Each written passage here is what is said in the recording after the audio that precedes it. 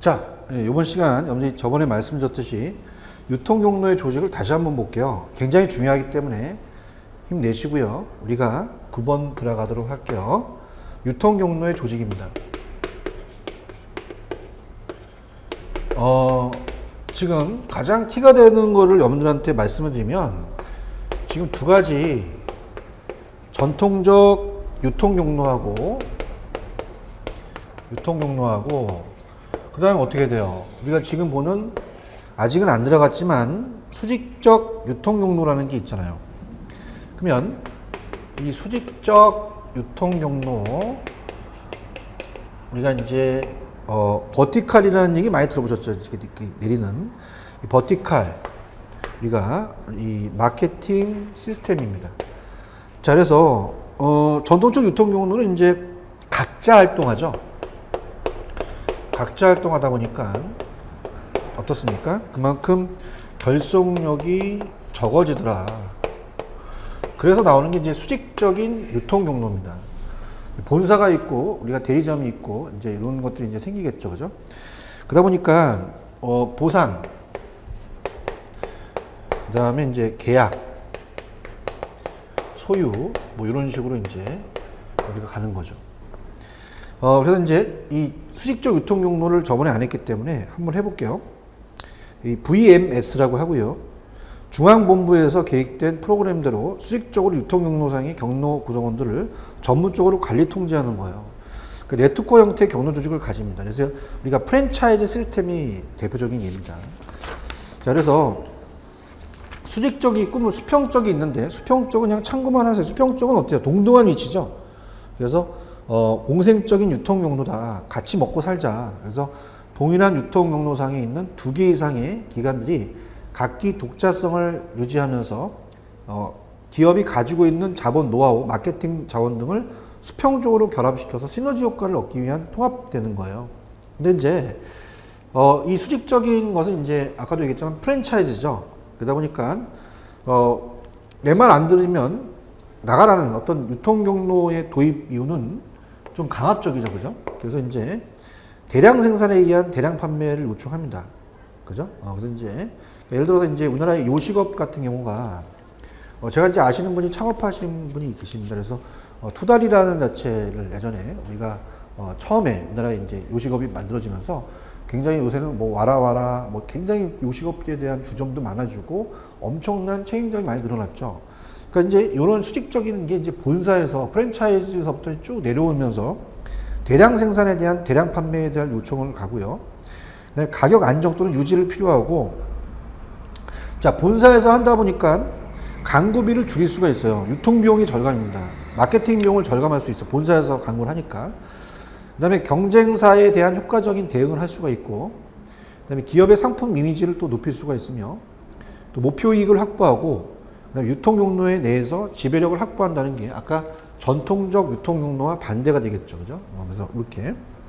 그럼 수직적 유통 경로의 장단점은 뭐냐면, 자, 일단은 총 유통 비용을 절감한다는 건 이해 가시겠죠? 그다음에 이제 같이 구매하다 보니까 자원 및 원자료 등을 안정적으로 이제 확보가 가능하고, 혁신적인 기술 보유가 가능하며 높은 진입 장벽으로 새로운 기업의 진입이 좀 어렵죠. 그죠? 우리가 이제 먼저 진입을 해버리면. 근데 또 단점 어떻습니까? 이제 본사를 또 우리가 만들고 이 사무실을 만들거나 아니면 이제 체인점을 모집하려면 막대한 자금이 소요되죠. 그 다음에 시장이나 기술 변화에 민감한 대응 곤란하고요. 각 유통 단계에서의 전문화가 또 상실될 수가 있습니다. 그래서 이 수직적 유통 경로에 대한 유형은 그 경로 구성원들에 대한 소유권의 강도에 따라서 관리형, 계약형, 기업형으로 나눕니다.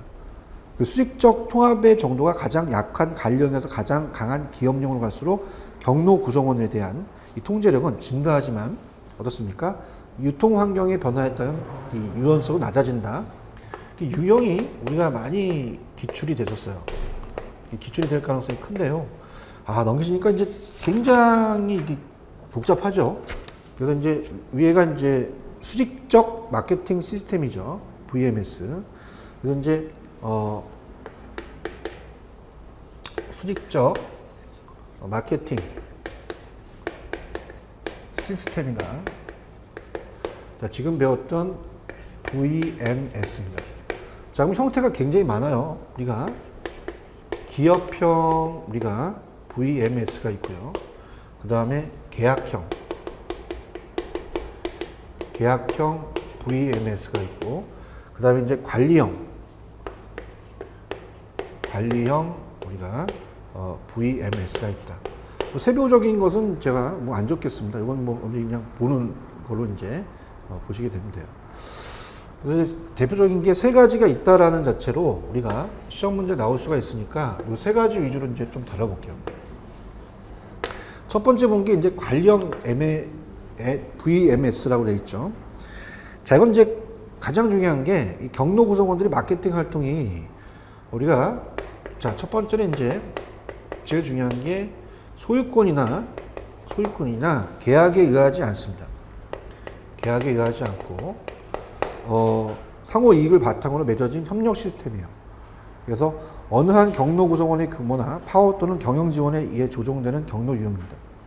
그래서 명시적인 계약에 의해서 형성된 협력 관계라기보다는 암묵적인 협력 관계로 형성된 시스템이다. 그래서 관리형 VMS의 핵심적인 성공 요인은, 자, 우리가 이 경로 리더의 효과적, 자, 머천다이징 프로그램의 제공 여부,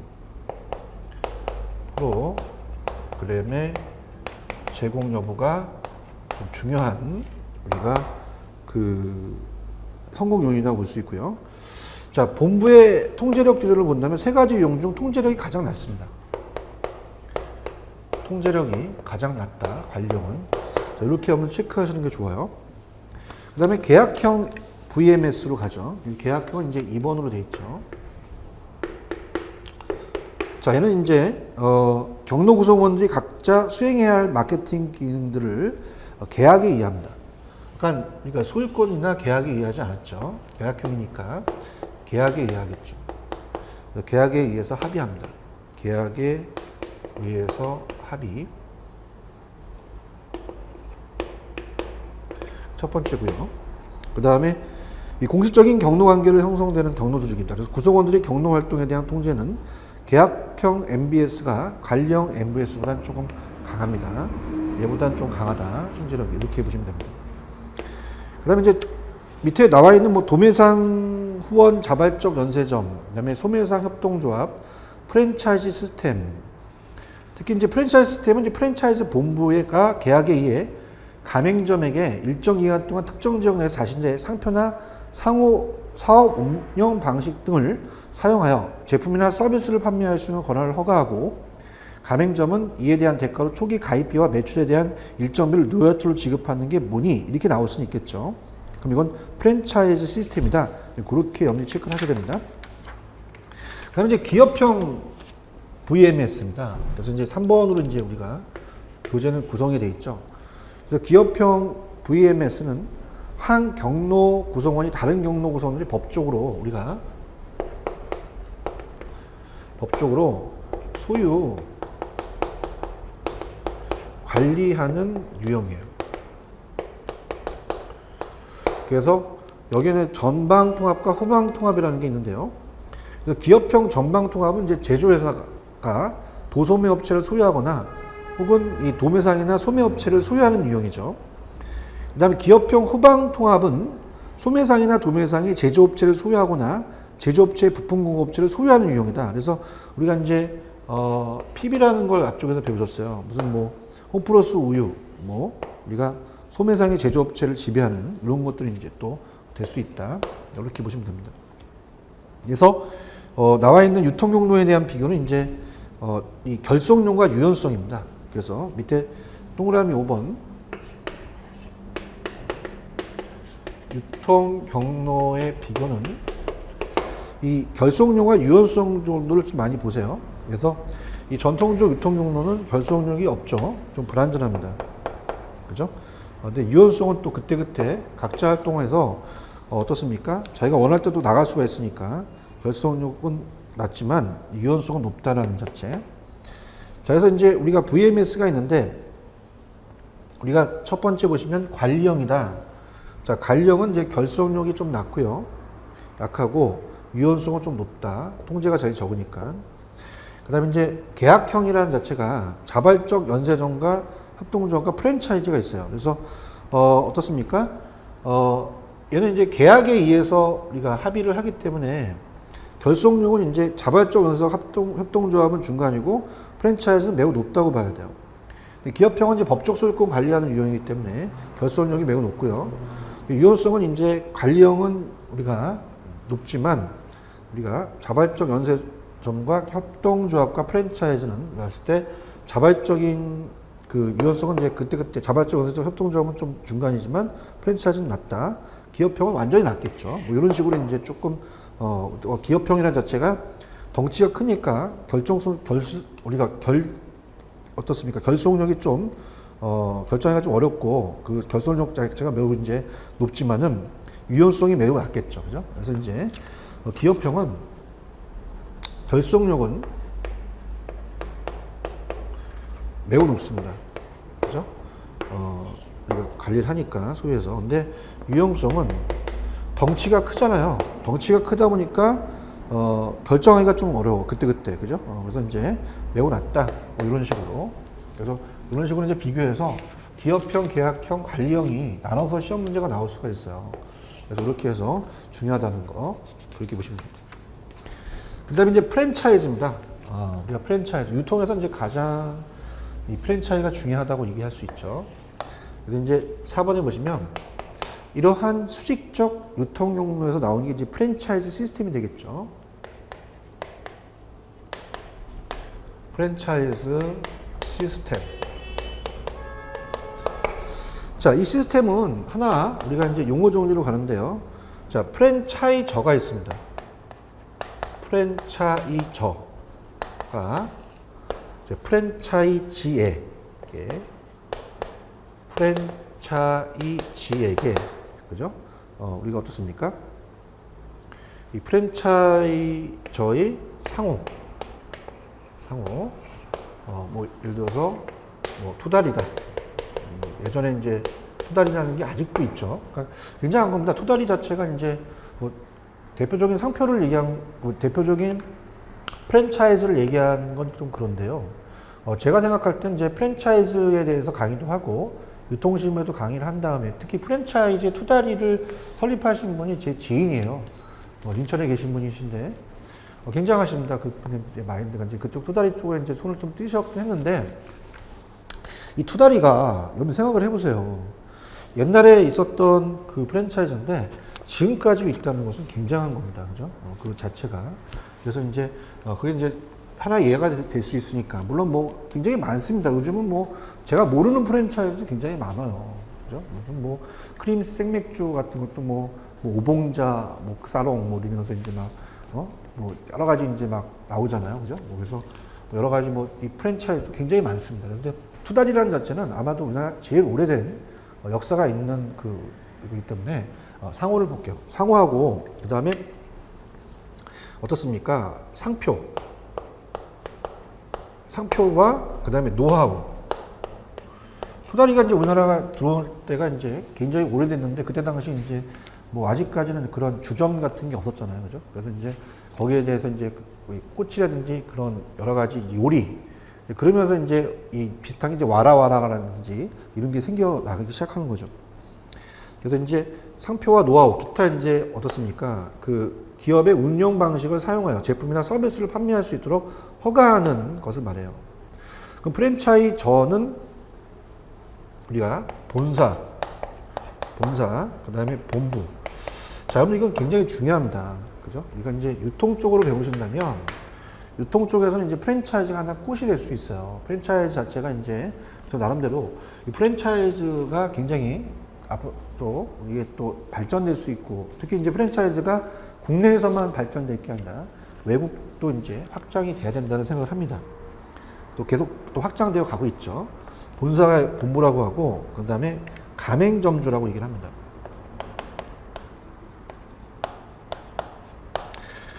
그 다음에 프랜차이지는 우리가 이제 그 지점이 되겠죠. 그죠? 그래서 노원구 지점, 강남 지점, 그래서 그럼 가맹점이 됩니다. 그래서 라고 부릅니다. 그래서 프랜차이저는 계약의 주체로서 프랜차이즈를 모집해서 사업을 수행하는 역할을 하며 프랜차이지를 선정하여 특정 지역마다 사업의 동반자 혹은 대리인으로 영업할 권한을 허용해 줍니다.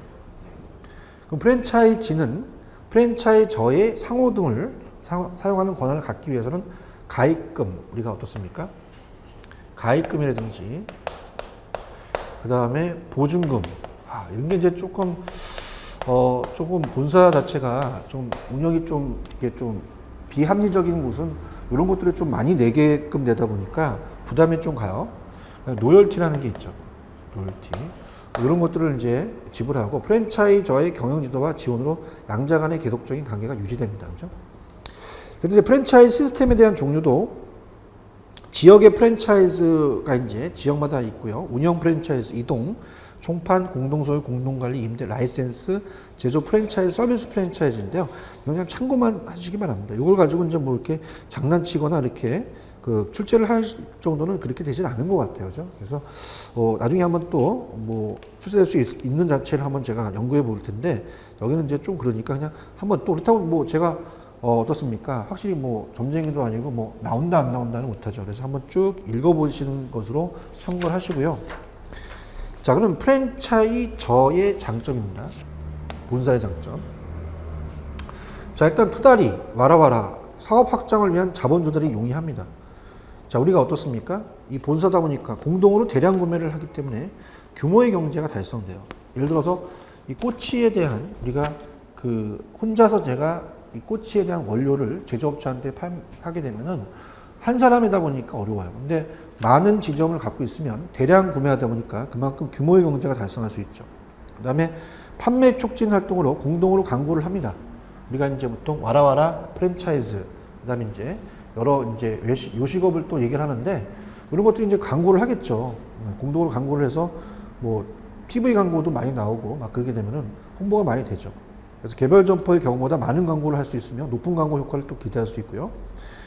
그 다음에 프랜차이저는 직접 경영에 참가하지 않기 때문에 프랜차이즈 사업 이 상품 개념에 전념할 수가 있죠.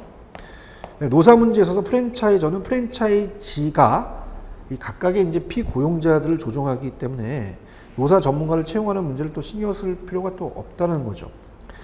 그럼 프랜차이저의 단점은 뭘까요? 계속적인 지도와 원조 때문에 비용과 노력이 또 소모되기 때문에 프랜차이즈의 수가 급격히 증가할 경우 통제에 어려움이 생깁니다. 뭐 어렵죠, 통제가. 그 다음에 이제 프랜차이저가 프랜차이즈보다 우월한, 관리가 좀 어렵다는 것도 있고 우월한 지위를 갖고 있어요. 자, 네가 누구 때문에 돈 버는데 내 말 잘 들어, 이렇게 하는 거죠. 사고방식 때문에 시스템 전체에 활용이 없어질 우려가 있습니다. 그래서 이 프랜차이저가 이 스스로 점포를 확장하는 것보다 투자 수익률은 높지만 이익이 자체를 크게 증가시키는 것은 좀 어렵다고 볼 수가 있죠.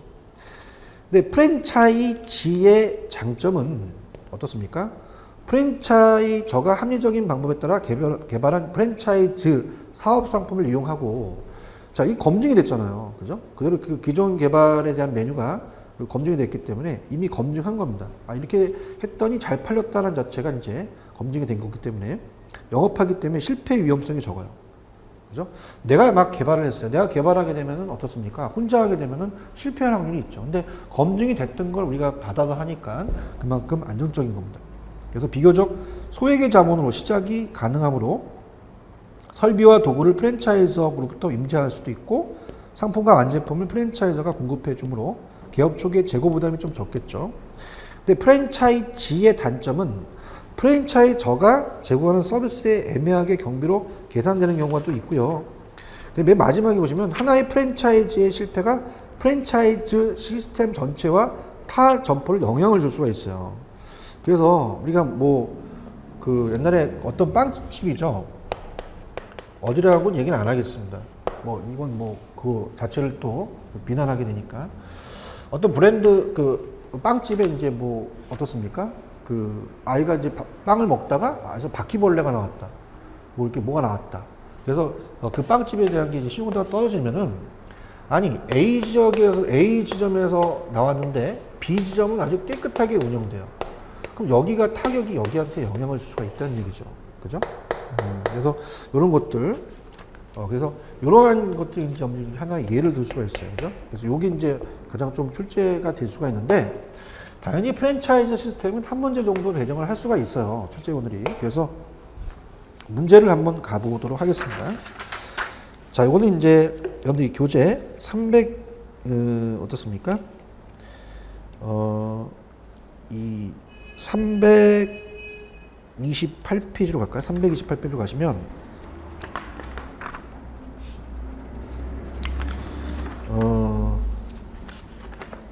6번입니다. 328페이지 6번.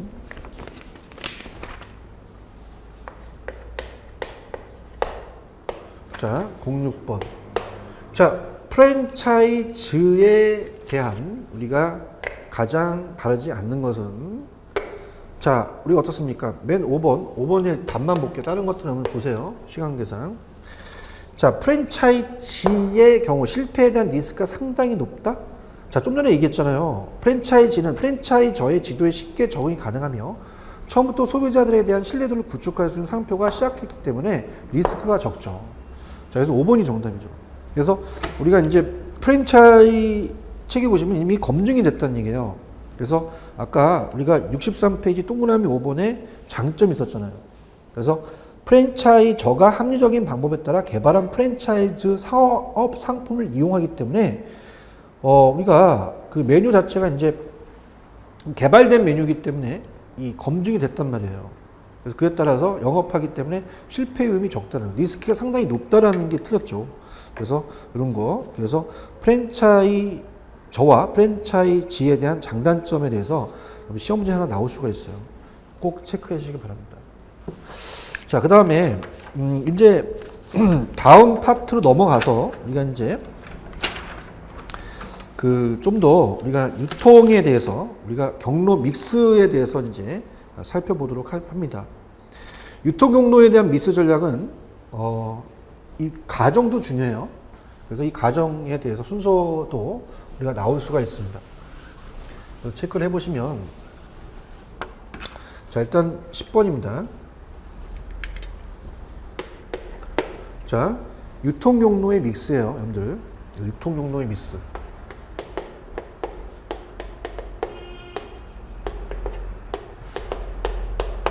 자, 유통 경로의 믹스 전략은, 자, 먼저 자, 요 순서가 중요합니다. 유통 범위를 먼저 결정합니다.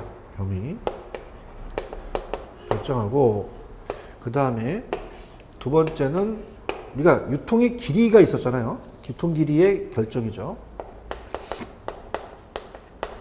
길이의 결정. 그 다음에 세 번째는 이제 통제 수준을 봅니다. 통제 수준의 결정 단계를 갖추죠. 그래서 우리가 통제 수준의 결정 단계. 핵심 포인트의 단어는 먼저 범위를 결정하고, 길이를 결정하고, 그 다음에 통제를 갖고 따진다. 그래서 우리가 빨간색으로 범길, 우리가 범길통 이렇게 한번 생각해 보세요. 그럼 제1단계가, 자, 우리가 제1단계가 유통범위의 결정이죠. 이 범위가 커버리지를 얘기를 합니다. 그래서 이제 요거부터 이제 말씀을 드리면, 일단은 이 커버리지에 대해서 우리가 여러 가지가 나오거든요. 그래서 이제 세 가지를 먼저 말씀을 드린 다음에, 여기가 출제 빈도가 높아요. 그래서 이제 그 경로에 대해서 이 개방적, 전송적, 전소적, 선택적이라는 것까지가 출제가 되게 잘 됩니다. 그래서 이제 요거 세 가지를 좀 묶어보고, 그 다음에 이제 천천히 가보겠는데, 자, 일단은 뭐 내용을 알아야 되니까, 그래서 이제 요거를 이제 여기 와서 이제 말씀을 드릴게요. 이 순서가 중요하다는 거, 이제 안 지우고, 일단은 여기서 다시 제목을 양가로 1번으로 제1단계 범위죠. 그래서 이제 유통범위 커버리지에 대한 결정입니다. 유통 범위를 결정하는 게 중요하죠. 그 범위에 대한 범위 이제 커버리지다. 커버리지의 결정. 여기를 이제 보도록 하겠습니다. 자, 그러면 개방적, 전속적, 그 다음에 선택적이라는 게 있어요. 그래서 이제 어떻습니까? 먼저 개방적이라는 거 보는데, 자, 생산자가 이 자체적으로 점주를 모집합니다.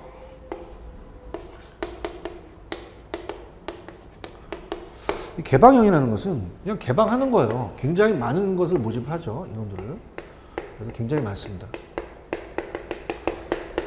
소비자에 대한 걸 이제 모집한다는 건 그냥 개방을 하는 거예요. 그래서 개방형, 우리가 집중적 이렇게 다 보여줍니다. 개방적, 집중적이다. 그러니까 이제 편의품이죠. 편의점. 편의점은 이제 이건 어떻습니까? 우리가 좀 문제가 되는데 요즘 너무 또 편의점이 많이 생겼잖아요. 근데 편의점 가시면 봉투 줍니다. 봉투를 이제 뭐 돈으로 이제 계산하라고도 있지만 거의 이제 그냥 주는 그 편의점이 있어. 그러면 거의 봉투를 한번 다시 한번 보세요. 오늘이라도. 딱 보면 가맹점 모집 이렇게 적혀 있거든요. 그러니까 개방형이에요. 누구나 오라는 거죠. 그래서 이거는 이제 편의품입니다. 편의품이고, 그 다음에 이제 이 순서대로 한번 가볼게요. 비교는 거, 비교. 그래서 생산자는 자, 점주를 모집할 때 개방형으로 가는 게 아니라, 그러니까 몇 명 이렇게 비교를 하는 겁니다. 비교. 자, 비교라는 자체는 우리가 선매라는 거거든요. 그래서 이제 요거는 이제 그 어떻습니까? 선택적입니다. 다음 페이지 나와 있는 선택적인 그 범위다. 그래서 이거는 이제 선매품이 있어요. 선매품이라는 것은 편의품과 선매품은 이 다음에도 나오겠지만 이제 그 구매 간습에 따라 틀립니다. 이 편의품은 이제 가까운 이 점포를 원하는 거고요. 이 선매품은 이게 고를 선자예요. 고르면서 산다는 얘기죠. 그래서 이런 것으로 이제 비교한다는 단어가 이제 중요한 거고요. 그 다음에 전무품입니다. 이 전무품은 이제 전속적이죠. 한 업체만 선정을 하는 거죠. 그래서 비교하는 게 아니라, 자, 이 점주를 모집할 때 전속적, 이 소비자를 전속적으로 이제 모집하는 거죠. 그래서 이제 전속적으로 이제 우리가 그 어떻습니까? 이 자체적으로 이제 전속적이라는 자체는 하나의 그 전문품이 되겠죠. 이런 식으로 가시면 돼요. 자, 그럼 이제 하나씩 갈게요. 자, 우리가 이 개방형은 1번에 돼 있죠. 개방적 이 유통 경로입니다. 자, 가능한 많은 점포가 자사의 제품을 취급하도록 하는 마케팅 전략으로 우리가 집중적으로 유통 경로라고도 한다. 그래서 이 집약적이라는 자체, 우리가 집약적이라는 자체와 집중적이는 똑같은 얘기예요. 집약적이다, 집중적이다. 그래서 유통 경로는 제품이 소비자에게 충분히 노출되어 있고, 편의점처럼 제품 판매에 체인하에 어려움이 있는 일용품이나, 우리가 편의점 같은 경우는 일용품이나 편의품이잖아요. 그래서 이런 것들을 적용할 수 있다. 그러나 유통비용이 증가하고 통제가 또 어렵다는 문제점이 있죠. 다 개방하고 있다는 거니까 통제가 좀 어렵죠. 그 다음에 이때 그냥 순서로 가겠습니다. 이번에 전속적 유통 경로죠. 얘는 일정한 지역의 자사의 제품 한 점포가 베타 독점적. 그래서 한 점포예요. 비교하는 게 아니라 한 점포가 우리가 베타적 독점적으로 취급하게 되는 유통 경로의 계열화의 가장 강력한 형태입니다. 지정하는. 그래서 제조업체나 도매상이나 소매상을 강하게 통제할 수 있어서 유통비용을 줄일 수 있는 경우에 적용할 수가 있죠. 주로 이제 전문품 같은 우리가 다 고급이라는 게 들어갑니다. 고급 자동차, 기금속 의류, 그래서 고가품이죠. 고가품, 의류라든지 제품에 대한 인기가 좋은 경우에 적용이 가능하다. 이렇게 보시고요. 그 다음에 넘기시면 선택적입니다. 선택적은 이제 하나의 한 점포만 게 아니라 일단 비교하는 거죠. 선택을 하라는 얘기예요. 그래서 일정한 자격의 점포 규모, 경영 능력 평판을 갖춘 소수의 소수의 이제 중간상에게만 자사의 제품을 취급하겠다는 거죠. 그래서 경영 능력이나 평판이 좋은 중간상들만 유통용도에 포함시키므로 만족스러운 매출과 이익을 기대할 수가 있죠. 그래서 이런 전속적 유통용도에 비하면 어때요? 우리가 그 제품의 노출이 확대되고 얘보다는 개방적 유통용도에 비하면 중간상의 수가 좀 적지만 유통비용이 좀 절감이 되죠. 그래서 주로 의류나 선매품은 어떤 거냐면 이제 가구 같은 겁니다. 가구는 집집마다 취향이 틀리잖아요. 그죠? 그렇기 때문에 우리가 선매 고르면서 산다. 그렇게 보시면 됩니다. 그래서 그런 식으로 우리가 보면 돼요. 또는 가전제품도 우리가 고르면서 사겠죠. 가전제품이다. 이런 것들도 이제 나올 수가 있겠죠. 그래서 이제 요거를 제가 문제를 좀 찾아봤어요. 여기 이제 2문제 정도가 배정이 되어 있더라고요. 우리 교과서에. 우리 문제. 그래서 이제 먼저 여기 이제 그 19번부터 갑니다. 335페이지. 335에 가시면 자, 335페이지 문제집을 좀 피시기 바랍니다, 여러분들. 자, 그러면 페이지 335로 가시면 몇 번이냐면 19번이에요. 자, 이렇게 되어 있습니다. 그 제조업체의 유통 집약도를 결정하는 요인이 가장 멀은 것은, 자, 지금 우리가 어떻습니까? 이 개방적, 선택적, 3번이 선택적이었죠. 그 다음에 전속적이라는 게 있었어요. 그럼 정답은 4번인데요. 중간상들에 대한 통제력 강화를 원하는 제조업체일수록 집중적 유통을 선택한다. 자, 어떻습니까? 중간상들의 통제력이 강한 순서는요, 전속 쪽이 제일 통제가 강하잖아요. 그 다음에 선택적, 그 다음에 개방적이잖아요. 그래서 통제력 강화를 원하는 제조업체일수록 집중적 유통을 선택하는 게 아니라 전속적 유통을 선택하겠죠. 그죠? 그래서 우리가 아까 어땠어요? 다시 58페이지로 가시면 이런 얘기가 있어요. 니은번. 자, 제조업체나 도매상이나 소매상을 강하게 통제할 수 있어. 유통비용을 줄일 수 있는 거라고 되어 있잖아요. 통제력을 이제 강화하는 것은 이제 집중적이 아니라 이제 어떻습니까? 전속적이다. 이렇게 가야죠. 개방적이 아니라. 통제할 수 있는 것이 이제 가장, 어떻습니까? 통제력이 강하다. 그래서 우리 통제력이 강한 게 전속적, 선택적, 개방적. 이렇게 간다. 이것도 한번 여기 예상될 수가 있습니다. 꼭 체크를 하시고요. 그 다음에 이제 341페이지로 가시면 341로 가시면 자, 조금 어렵지만 좀 가볼게요. 3, 4, 1입니다. 문제를 바로 푸는 게 좋아요. 그래서 30번 문제가 있죠. 자, 갑니다. 제조업자가 개방적 유통경로보다 전속적 유통경로를 취하게 되는 동기만을 모두 고른 것은, 자, 전속적으로 한다는 자체는 어떻습니까? 우리가 이 전속적 유통경로가 일정한 지역에서 자사의 제품을 한 점포가 베타 독점적으로 취급해요. 유통경로의 계열화의 가장 강력한 형태죠. 그래서 고급 자동차, 기금속, 의류 등 고가품이나 제품에 대한 이미지가 좋은 경우에 적용이 가능합니다. 그래서 우리가 지금 어때요? 5번이 정답이라고 볼 수 있는데, 이 5번의 내용 중 개방적 유통경로를 택하는 것이 바람직한 건 없다. 그래서 개방적 유통경로는 제품이 소유자에게 충분히 노출되어 있고, 그 다음에 제품 판매의 체인화에 어려움이 있는 일용품이나 편의품 등에 적용할 수 있다. 그러나 유통경로에 대한 통제가 어렵고 유통비용이 많이 든다는 게 없죠. 여기서 다 얘기하는 건 뭐예요? 지금 다 여기 박스에 다 얘기하는 것은 다 우리가 전속적 유통경로만을 또 얘기하기 때문에 우리가 전체적인 5번이 정답이다. 이렇게 들어가시면 됩니다. 자, 됐습니다. 이렇게 해서 요 세 가지 위주로 좀 공부를 해보세요. 그래서 유통범위에 대한 결정, 그 다음에 우리가 길이 결정, 그 다음에 통제수의 결정을 하는데, 우리가 유통범위에 대한 커버리지라는 결정이 우리가 전속적, 선택적, 개방적으로 점점 이 통제가 점점 이렇게 강한 순에서 이제 좀 들어가고요. 그래서 편의품, 판매품, 전문품으로 하나씩 물어볼 수가 있다는 얘기예요. 그래서 꼭 체크를 하시고요. 그 다음에 이제 넘기시면 다른 것들은 이제 그렇게 세 가지를 가지고, 그러니까 항상 객관식 문제는 어떻습니까? 비교할 수 있는 게 있어요. 이렇게 세 가지를 가지고 틀리게 내서 이제 맞추라는 거죠. 그 다음에 이제 선택적 유통 경로까지 갔고요. 자, 네 번째는 복수입니다. 그래서 복수의 유통 경로다. 그래서 이거는 뭐 다중 유통 경로 정책이라고 하는데, 자, 1980년대 중반 이후 소비자의 욕구가 다양하고 개성화됩니다. 추세에 따라 시장 세분화가 더욱 가속화되죠. 자, 시장 세분화하는 것은 사람을 나누는 거예요.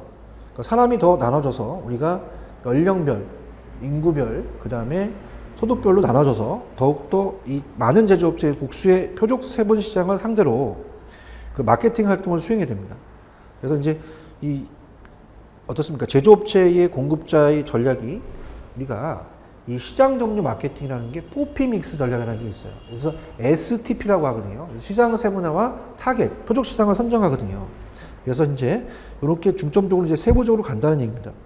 각 세부 시장에 맞는 복수의 유통 경로를 구축하고 있다. 자, 니은이 핵심인데요. 한 예를 한번 들어볼게요.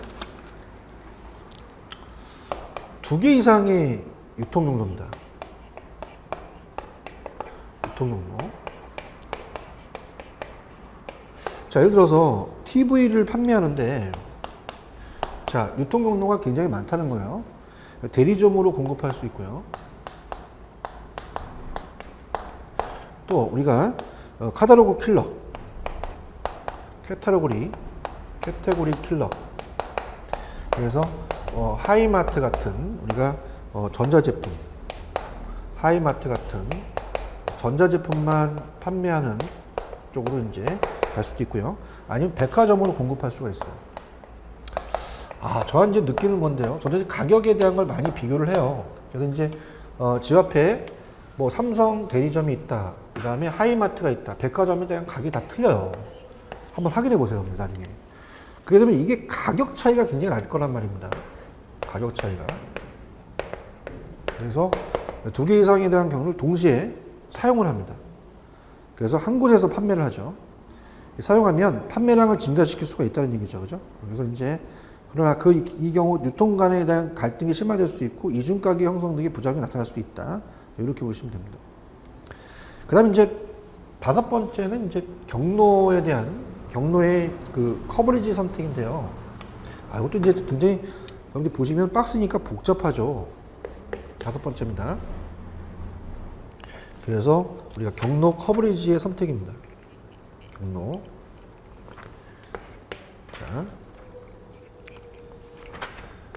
경로 커버리지. 이 범위를 지금 보고 있죠. 커버리지의 선택.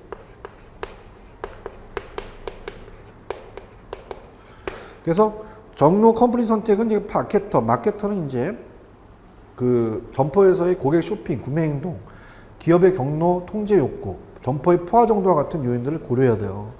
그래서 점포 유형별, 제품 유형별 구매 행동에 대한 특성인데요. 자, 좀 전에 이제 편의품, 선매품, 전문품이 있었잖아요, 여기. 그죠? 그래서 이제 어떻습니까? 일로 갈수록, 자, 이렇게 갑니다. 편의품은 가까워요. 생활 필수품이니까. 근데 전문품은 좀 멀리 있습니다. 슬리퍼 신고 갈 수 있지만 좀 멀죠. 그래서 우리가 구매 관습에 따라서 이렇게 세 가지를 나눈다는 얘기입니다. 그러면서 이 나오는 게 이제 아까 집중적이다, 개방형이다, 그 다음에 선택적, 전속적인데요. 전문품이라는 게 들어가면 그래요. 그래서 이제 이걸 이제 찾아볼게요, 제가. 여기 이제 편의품에서 밑에 전문품을 한번 보세요. 전문품이라는 게 된 게 다 우리가 선택적, 전속적입니다. 다른 것들은 다 집중적이에요. 그래서 선택적, 그 다음에 전속적이다. 마찬가지로 두 가지를 찾으라고 하는 거죠. 선매점도 마찬가지입니다. 선매점도 다른 것들은 다 집중적이에요. 그죠? 근데 이제 전문품만은 어떻습니까? 선택적, 전속적으로 가는 거죠. 선택적, 전속적. 그 다음에 이제 전문품은 어떻게 해요? 전문품은 다죠. 전문품은 이제 전문점은 점포에 따라서 편의점이라고 합시다. 이제 품목이 있으니까, 그죠? 그래서 점포 유형별, 제품명별 구매 행동이니까. 그래서 우리가 얘도 전무품, 얘는 다예요. 편의품이든, 그 다음에 선매품이든, 그 다음에 전무품이든. 자, 이렇게 할게요, 다. 그럼 어떻습니까? 우리 따라서 이런 거 찾으셔야죠. 만약에 시험 문제 전문품이 들어가면 다 선택적 전속적이에요. 그죠? 그죠? 그래서 무조건 앞에 있는 걸 막론하고 전문품이라는 단어가 나오면 다 우리가 전속적, 선택적이다. 선택적, 전속적이고요. 그 다음에 전문 점인은 나오면 얘네들 다 묶어서 얘는 무조건이죠. 그죠? 그래서 우리가 전문점이 나와도 얘다. 그래서 이거는 전문품이나 전문에 대해서 나온 것만 또 맞히셔야 돼요. 그래서 이런 걸로 이제 또 노릴 수도 있다는 얘기죠. 그래서 이제 그렇게 보시면 되고. 그 다음에 이제 어때요? 유통 경로, 유통 범위를 봤잖아요. 이제 범위를 봤으니까 이제 길이를 봐야 될 거잖아요. 그죠? 그래서 이제 이 범위 커버리지를 봤기 때문에 제가 아까 앞쪽을 안 지웠습니다. 이 항상 범위에 대한, 유통에 대한 범위에 대한 커버리지에 대한 결정을 받고 세 가지 형태를 봤죠. 그 다음에 이제 제 2단계죠. 자, 2단계는 이제 우리가 길이를 결정하는 겁니다. 길이. 그래서 이것도 이쪽으로 빼서 말씀을 드려볼게요. 자, 길이입니다, 이제. 그래서 이제 요거는 양가로 2번이죠. 2단계가 되겠네요. 자, 그래서 유통용로의 길이의 결정입니다. 길이의 결정. 길이의 결정은 거리에 대한 개념과는 무관합니다. 자, 무관하다는 것을 자, 이렇게 한번 볼게요. 우리가 어때요? 이 유형 1, 2, 3, 4는 굳이 제가 적지는 않을게요. 그냥 여기 유형 1, 2, 3, 4는 이제 눈으로 확인하시고요. 자, 이런 거를 설명하면서 설명을 해드리죠. 만약에 생산자가 있고, 그 다음에 이제, 우리가 어떻습니까? 도매상이 있고, 소매상이 있고, 최종 소비자가 있다. 자, 성산포에서 제주도에 제가 옥돔을 좋아하니까 옥돔을 주문했다. 그러면은 이 생산을 하게 되면 이 과정을 다 이 중간 과정이 다 있다는 얘기죠. 그죠? 소비자까지. 그렇기 때문에 유통에 대한 경로의 길이가 길다 볼 수 있습니다. 그죠? 근데 제가 뉴욕에 이 논문을 쓰게 되면 외국 소설을 좀 많이 사게 돼요. 그래서 아마존이라는 자체 아실 겁니다. 이건 인터넷 업체죠. 이 주문해서 책을 하나 구매를 하려고 주문했습니다. 그러면 바로 직접 구입이 가능해요. 이거는 중간사항이 없죠. 그래서 직접 구입이 가능하기 때문에 거리는 멀죠. 거리의 개념과는 상관이 없다는 얘기입니다. 그래서 얘는 어떻습니까? 그만큼 바로 이제 최종 소비자한테 오니까 오히려 유통의 길이가 길다가 아니다 짧다라고 해야죠. 이런 거예요. 그래서 지금 여러분이 그냥 번호만 매길게요. 유형 1, 2, 3, 4가 있잖아요. 자, 유형 1은 이제 제조업자가 이제 다이렉트로 소비자, 직접 마케팅에 대한 경로죠. 제조업자가 이제 중간상을 거치지 않고 직접 소비자에게 판매하는 형태로서 우리가 어떤 거예요? 우리가 바로 이제 화장품이나 유제품 등의 방문 판매를 예를 들 수 있잖아요. 야구르트 아줌마가 직접 방문한다든지 지금은 아니지만은 뭐 예전에 이제 화장품을 이제 팔려고 방문 판매해서 이제 마사지를 해준다든지 그래서 유인하는 거죠. 그 다음에 유형 2는 어떻게 됩니까? 유형 2는 여러분이 지금 보시다시피 제조업자와 소매상과 소비자잖아요. 대형 우리가 홈플러스 같은 마트나 이런 것들을 얘기를 합니다. 요즘. 그래서 제조업자와 소비자 사이에 소매상이 개입되는 경로의 구조이죠. 그래서 소매상은 제조업자로부터 제품을 공급받아서 소비자에게 판매하게 된다. 많은 소비자들이 이제 이러한 유통 경로들이 이제 구조를 가지고요. 유형상을 보세요. 유형상을 보시면 보통 우리가 적었던 생산자, 제조업자, 도매상, 소매상, 소비자죠. 그래서 제조업자와 최종 소비자 사이의 유통 과정에 도매상, 소매상을 참여하면서 가장 전형적인 게 3번이죠. 제가 맨날 그려드리는 게 3번이잖아요. 식품, 의약품 등의 제품을 생산하는 제조업자들이 이러한 유통 경로를 이용한다. 그 다음에 유형 4는 이제 어떻습니까? 요거는 이제 여기에 도매상과 있고, 그 다음에 중간 도매상이 또 있네요. 유통 경로 자체가 좀 깁니다. 길다고 봐야 되죠. 중간 도매상. 뭐 이런 것들이 이제 제가 보통 1차 산업, 농산물이라고 그랬잖아요. 농산물에 대해서 이제 우리가 어떻습니까?